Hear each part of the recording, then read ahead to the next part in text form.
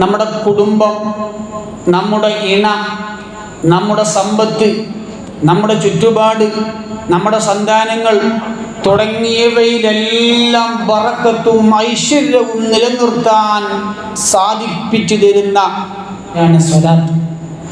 ഏത് മനസ്സിൽ നേറുന്ന കാര്യങ്ങളുണ്ടെങ്കിലും നമ്മൾ സ്വലാത്ത് മുറുകെ പിടിക്കണം.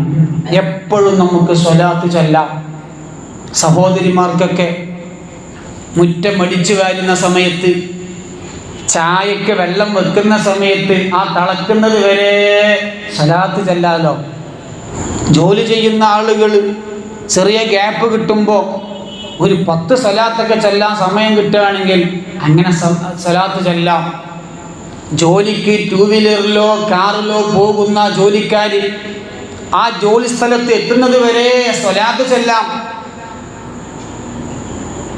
ഇങ്ങനെ നമ്മൾ സ്വലാത്ത് ചൊല്ലാൻ വേണ്ടി സമയം കണ്ടെത്തണം. എന്നാൽ നമ്മുടെ ജീവിതത്തിൽ ഒരുപാട് മാറ്റങ്ങൾ ഉണ്ടാവും. അത് നമുക്ക് സമയം എവിടെയല്ലേ? ഈ സാധനം ഉണ്ടെങ്കിൽ ഒന്നിനും സമയം ഉണ്ടാവില്ല. പല നല്ല കാര്യങ്ങളും ഇല്ലാതെയാക്കുന്ന സാധനമാണ് ഈ സാധനം. പലതിൽ നിന്നും നമ്മെ പിന്തിരിപ്പിക്കുന്നത് ഈ സാധനമാണ്, മൊബൈൽ എന്ന സാധനം. ഇതിലെല്ലാവരും ഇതിൻ്റെ അടിമയാണ്. ഒന്ന് സമയം നോക്കാൻ വേണ്ടി ഒന്ന് മൊബൈൽ തുറന്നാൽ, ലോക്ക് തുറന്നാൽ, ഞാൻ വാട്സപ്പ് നിർത്തോക്കട്ടെ, ആരൊക്കെ മെസ്സേജ് അയച്ചിട്ടുണ്ട്, അങ്ങനെ യൂട്യൂബ് നോക്കട്ടെ, ആരൊക്കെ പുതിയ വീഡിയോ അപ്ലോഡ് ചെയ്തിട്ടുണ്ട്, ഫേസ്ബുക്ക് നോക്കട്ടെ, ഇപ്പോഴത്തെ മുഖ്യമന്ത്രി ആരായിട്ടുണ്ട്.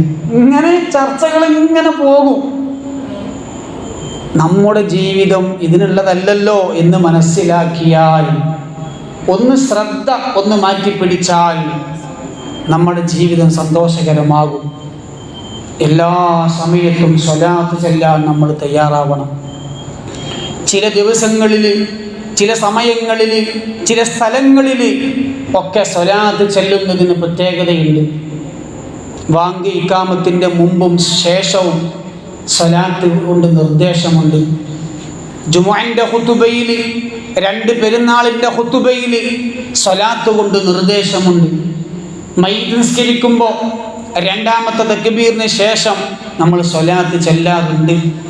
അതുപോലെ അത്തഹിയ്യാത്തിൽ, ഖുനൂത്തിൽ, ദുആ തുടങ്ങുമ്പോഴും അവസാനിപ്പിക്കുമ്പോഴും സ്വലാത്ത് കൊണ്ട് നിർദ്ദേശമുണ്ട്. വീട്ടിൽ പ്രവേശിക്കുമ്പോൾ, വുളൂഇൽ നിന്ന് വിരമിക്കുമ്പോൾ, പള്ളിയിലേക്ക് കടന്നു വരുമ്പോൾ, അതുപോലെ തന്നെ വെള്ളിയാഴ്ച രാവിലും വെള്ളിയാഴ്ച പകലിലും സ്വലാത്ത് കൊണ്ട് നിർദ്ദേശമുണ്ട്. ഒരു മനുഷ്യന് പ്രയാസം അനുഭവപ്പെട്ടാൽ അവൻ സ്വലാത്ത് ചൊല്ലണമെന്ന് നിർദ്ദേശമുണ്ട്. വല്ല കാര്യവും മറന്നുപോയാൽ അതോർത്തെടുക്കാൻ അവൻ സ്വലാത്ത് ചൊല്ലട്ടെ എന്നാണ്. മുത്തുനബി സല്ലല്ലാഹു അലൈഹി വസല്ലമ തങ്ങളുടെ പേര് പറയുമ്പോൾ, മുത്തുനബി സല്ലല്ലാഹു അലൈഹി വസല്ലമ തങ്ങളുടെ പേര് കേൾക്കുമ്പോൾ സ്വലാത്ത് ചൊല്ലാൻ നിർദ്ദേശമുണ്ട്. ഇങ്ങനെ നമ്മൾ നോക്കുകയാണെങ്കിൽ സ്വലാത്ത് വർദ്ധിപ്പിക്കാൻ നിരവധി അവസരങ്ങൾ നമുക്കുണ്ട്. നമ്മൾ ആ അവസരം മുതലാക്കുന്നില്ല, അതിന് തുനിയുന്നില്ല എന്നതാണ് കാര്യം. നമ്മൾ സ്വലാത്ത് വർദ്ധിപ്പിക്കണം. ആത്മജ്ഞാനികളായ മഹത്തുക്കളുടെ സ്വഭാവം എല്ലാ ആവശ്യ നിർവഹണങ്ങൾക്കും സ്വലാത്തിനെ അവലംബിക്കുകയായിരുന്നു അവരുടെ പതിവ്. അതുകൊണ്ടല്ലേ രോഗശമനത്തിനും ആപത്തിൽ നിന്ന് തടയാനും ആവശ്യങ്ങൾ നിറവേറി കിട്ടാനുമെല്ലാം മഹത്തുക്കളായ ആളുകൾ പ്രത്യേകം സ്വലാത്തുകൾ രചിക്കുമായിരുന്നു. സ്വലാത്തുൻ നാരിയ, സ്വലാത്തുൽ താജ്, സ്വലാത്തുൽ ഫാത്തിഹ, സ്വലാത്തുൽ കമാലിയ, സ്വലാത്തുൽ മുൻജിയാത്ത്, സ്വലാത്തുൽ തിബ് തുടങ്ങിയ നിരവധി സ്വലാത്തുകൾ മഹത്തുക്കൾ രചിച്ചിട്ടുണ്ട്.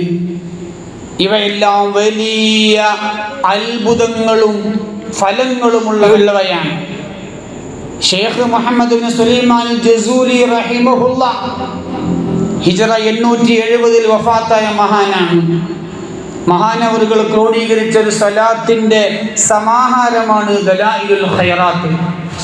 നമ്മുടെ മൊബൈൽ എടുത്തിട്ട് അതിൽ എല്ലാവരുടെ ഫോണിലുണ്ടാവും സുന്നി മൻസിൽ എന്ന് പറയുന്ന ഒരു ആപ്പ്. അത് തുറന്ന ഉടനെ അതിൽ കാണാം ഔറാദുകൾ. ആ ഔറാദുകളിലെ രണ്ടാമത് കാണാം ദലായിലുൽ ഖൈറാത്ത്. ആ ദലായിലുൽ ഖൈറാത്ത് മഹാനരായ ഇമാം സുലൈമാനുൽ ജസൂലി തങ്ങൾ രചിച്ച സ്വലാത്തിന്റെ സമാഹാരമാണ്. നബി സ്നേഹികളുടെ വിറുദുകളിൽ ഉന്നത സ്ഥാനത്തുള്ള ഒരു സ്വലാത്തിന്റെ വിറുദാണ് ദലായിലുൽ ഖൈറാത്ത്. എല്ലാ ദിവസവും ചൊല്ലാനുള്ള സ്വലാത്തുകൾ അതിൽ കാണാം. നമ്മൾ അങ്ങനെ സ്വലാത്ത് ചൊല്ലാൻ സമയം കണ്ടെത്തി കഴിയുന്ന ആളുകളൊക്കെ ആ ആപ്പിലോ അതല്ലെങ്കിൽ അതിൻ്റെ ദലായിലുൽ ഖൈറാത്തിൻ്റെ സ്വലാത്തിൻ്റെ കിതാബ് വാങ്ങാൻ കിട്ടും. അതൊക്കെ നമ്മൾ വാങ്ങി ദിവസവും 13 മിനിറ്റ്, 10 മിനിറ്റ്, 15 മിനിറ്റൊക്കെ വരുള്ളൂ. അതൊക്കെ നമ്മൾ ചൊല്ലാൻ തയ്യാറാവണം. നമ്മുടെ പള്ളിയിൽ നടന്നു വരുന്ന നാരിയത്തു സ്വലാത്ത് വളരെ മഹത്വമുള്ള സ്വലാത്താണത്. മുടങ്ങാതെ നമ്മുടെ മജ്ലിസിലേക്ക് എത്താൻ എല്ലാവരും ശ്രദ്ധിക്കണം. വലിയ പവറുള്ളൊരു സ്വലാത്താണ് നാരിയത്ത് സ്വലാത്ത് എന്നത് പേര് പറയാൻ തന്നെ കാരണം തീ പോലെ പെട്ടെന്ന് ഫലം ചെയ്യുന്നത് കൊണ്ടാണ്. അതുപോലെ തന്നെ ഈ സ്വലാത്തിന് അസ്സലാത്തു തഫ്ജീലിയത്തുൽ ഖുർത്തുബിയ്യ എന്ന് ഒരു പേരുണ്ട്. പ്രശ്നങ്ങളൊക്കെ നീക്കിക്കളയുന്ന സ്വലാത്ത് എന്നാണ് അതിൻ്റെ അർത്ഥം. സയ്യിദ് മുഹമ്മദ് ഇബ്ൻ നാസിലി റഹിമഹുല്ലാഹ് തൻ്റെ ഖസീനത്തുൽ അസ്റാർ എന്ന ഗ്രന്ഥത്തിൽ ഇമാം ഖുർത്തുബി തങ്ങളെ ഉദ്ധരിച്ചുകൊണ്ട് പറയുന്നത് കാണാം.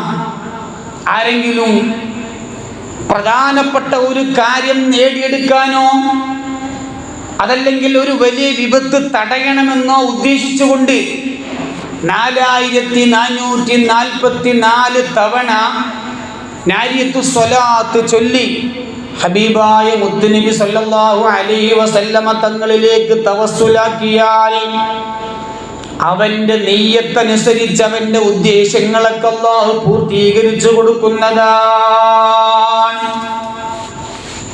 ഇത് ശൈഖ് യൂസുഫ് നബ്ഹാനി തങ്ങളെ സഅദത്തുദ് ദാറൈൻ എന്ന കിതാബിലും അഫ്ളലുസ് സ്വലവാതി അലാ സയ്യിദിസ് സാദാത്ത് എന്ന കിതാബിലും ഉദ്ധരിച്ചതായി കാണാം.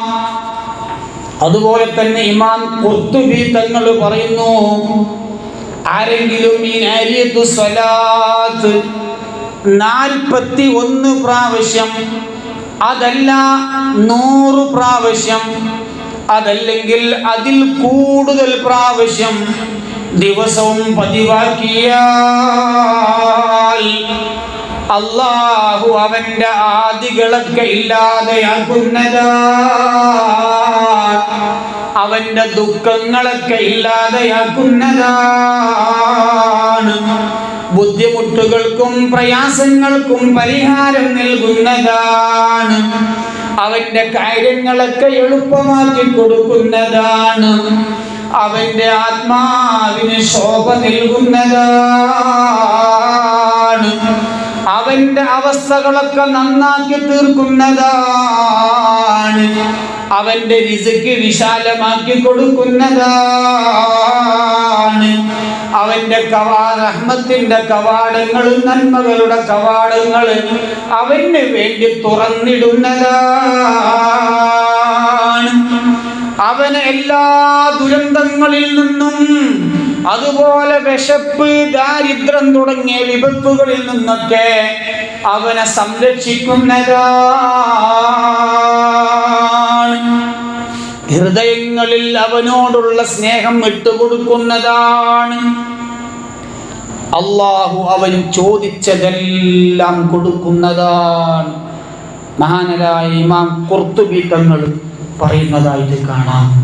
നബി സല്ലല്ലാഹു അലൈഹി വസല്ലം തങ്ങൾ പറഞ്ഞില്ലേ, അക്സിറൂ മിനസ് സ്വലാത്തി അലയ്യ, എൻ്റെ മേൽ നിങ്ങൾ ധാരാളം സ്വലാത്ത് ചൊല്ലണേ,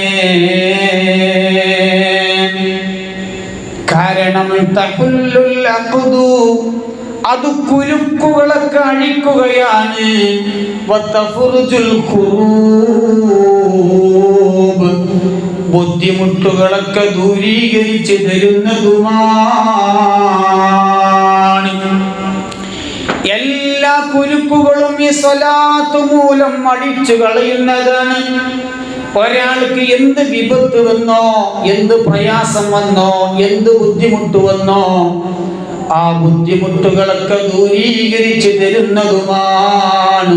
സ്വലാത്ത് കണ്ണിന് കുളിർമയാണ്, വദനത്തിന് പ്രസന്നതയാണ്, അതുപോലെ ഖൽബിന് സമാധാനമാണ്.